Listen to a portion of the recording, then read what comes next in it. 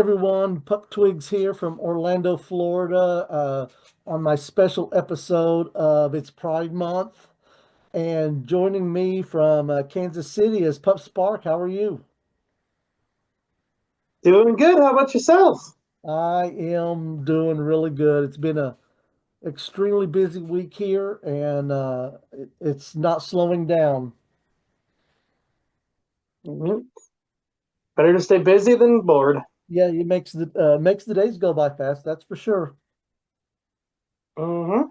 So we know we're about ready to embark on another Pride Month coming up, and it looks like it might be somewhat different than it has been in the years. But I just wanted to kind of get an idea of Pride and Pup Spark. So how do you personally define Pride? For me, pride is defined in a few different ways.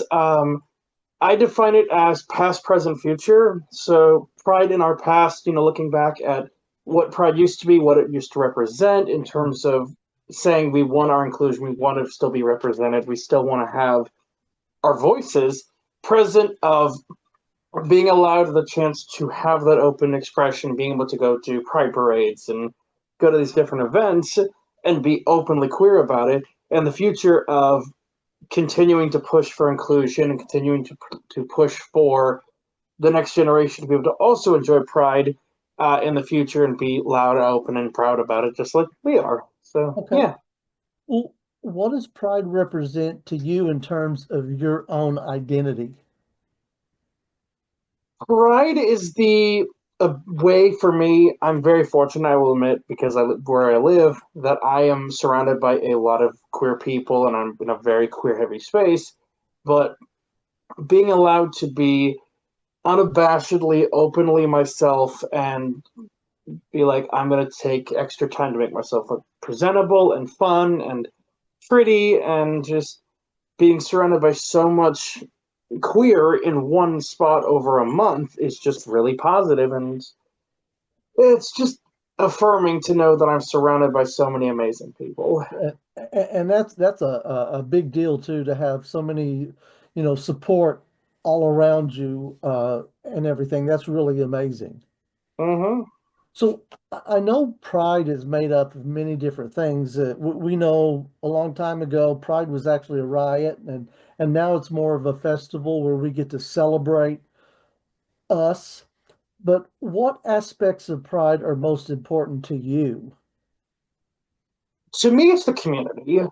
Like, I like seeing the vendors, I like seeing all these different business and stuff coming together, but it's the community, it's the people, it's the one-on-one interactions, it's going to the pride parades and seeing all the cool outfits, it's going to the events and seeing, like, oh my gosh, I get to talk with so many amazing people. It's running into people you don't think you'd run into, Yeah. either allies or friends or people that's like, oh, I didn't expect to see you here, it's good to see you here. And for me, that one-on-one connection is just really powerful. Yeah, I agree with you.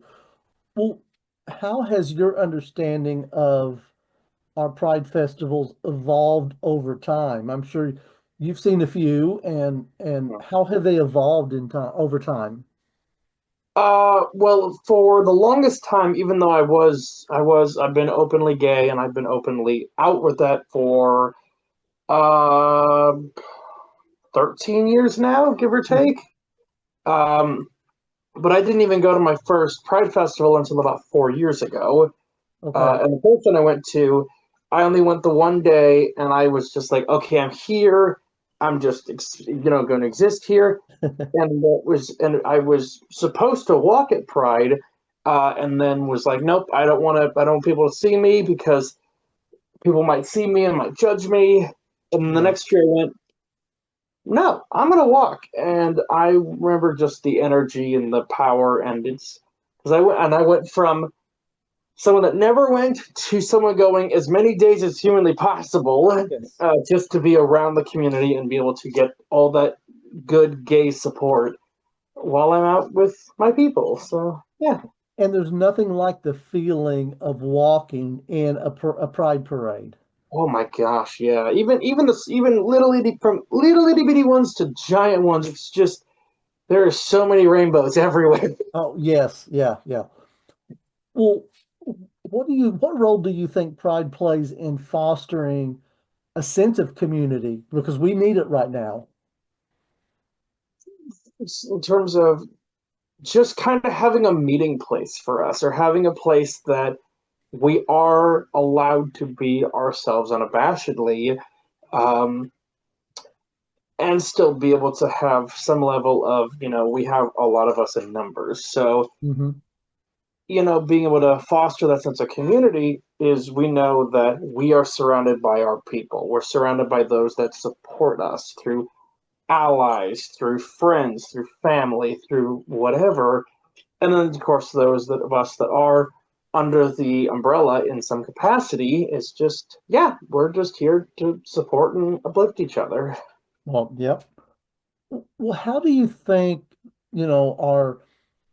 our June Pride get-togethers, festivals, how do you think it's impacted our rights and our visibility? In terms of visibility, I mean, it's shot us through the roof. There is, in within the last 10, 15 years, every June, there's always organizations and companies that will issue statements of support. There's ones that will sponsor stuff and fundraise stuff. So just in terms of our visibility publicly, Pride has definitely gone. I mean, in the last 25 years, it has just exploded. Yeah, Um, and our rights, again, it's a double-edged sword, because with the amount of visibility, the amount of coverage we get, that's also still people that are going to see that, they're going to disagree with us and say that, oh no, pride shouldn't be this, pride shouldn't be that. I know the can't get pride debate is always comes up about that this time of year. yeah. um, certain groups of people, drag queens and pets and leather people, shouldn't be allowed to walk in pride, which, it's a double-edged sword. So it's just kind of, visibility can be good. It's just sometimes, I don't know. It's a complicated question. Well, yeah, no, it definitely is. Well, do you think Pride is going to look different this year than it has in previous years because of uh our uh political stuff going on? I don't know. It might, in either a good way or a bad way. I feel like this year, especially with everything, we're going to be out in a lot more force. At least I hope we're out in more force this year, Yeah, of communities and allies, especially with what's happening with the trans community. And being a member of that, I get to see the explosion and the aftermath of that. But just, I'm hoping it's bigger and better than it was last year. Just for the amount of people to come up and say that, no, we're here, we're queer, we're going to support each other, and no matter what happens with anything else, like, we are still going to be ourselves. So I would hope it'd be bigger, but we will find out. and that's the main thing. We all got to be there for each other, that for sure.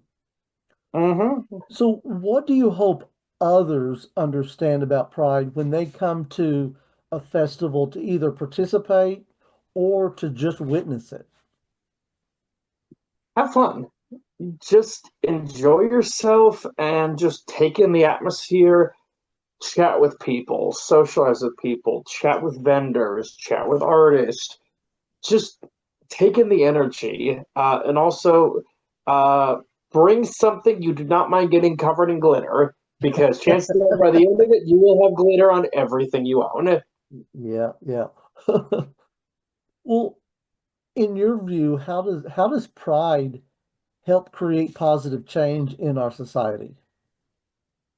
I mean, same thing with the visibility question earlier, just the positive change of just, we are here. And I know, especially growing up, still trying, because I came out pretty young, it was a case of, I don't know my people, I don't know how many of them are here, I Hmm. feel like I'm alone. And then that of like, hey, we are surrounded by, there's more than just me. There's tons of people that are there and can just be there. So Yeah. yeah. Well, when you think of pride, um, what do you want or expect it to send to our future generations of our LGBTQ plus people? Say that one more time. I apologize. No, that's okay. So when you think about our pride and everything and the message that it sends to people now, what do you hope it sends to our future generations of us? Um, be loud, be proud, and be open. If you can. I know some people can't, but Right. in terms of a lot of us, and in terms I hope, is that in the future, the trans issues and a lot of the queer issues and a lot of stuff that we're dealing with is no longer an issue.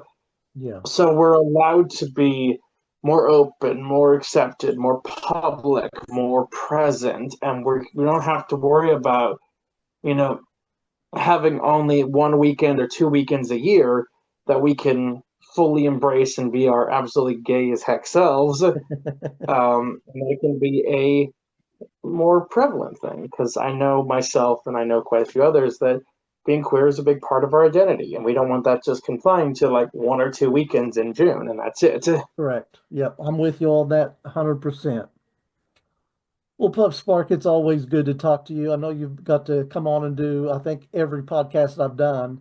And I was so happy when you said you wanted to do this one as well. And any last words about Pride before we sign off here? Um, if you can and you have the means to, I would say go to several.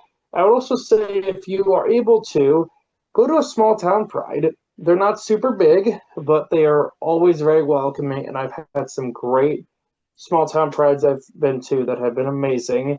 Yeah, that's it. Just go to if you can go to Pride events, support queer artists and queer groups and queer organizations so we can keep doing this year and year and year and year. So yeah, Awesome. Well, I thank you again for wanting to be on here. It's always good to catch up with you, even if it's a very short time. But I know it won't be the last time we talk.